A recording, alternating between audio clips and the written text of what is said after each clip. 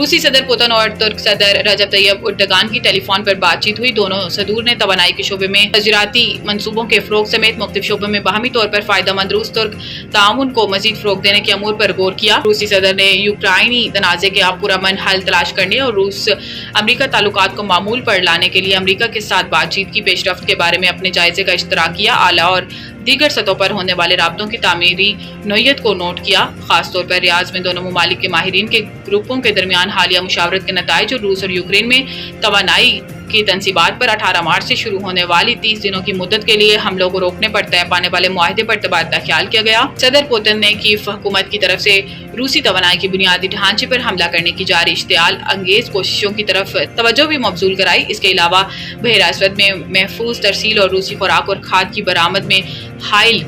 رکاوٹوں کو دور کرنے کے بارے میں بھی تبادلہ خیال کیا، جو اصل میں جولائی 2022 میں ترکی اور اقوام متحدہ کے سیکریٹریٹ کی ثالثی کے ذریعے ختم ہوا تھا، لیکن اس پر عمل درآمد نہیں ہوا۔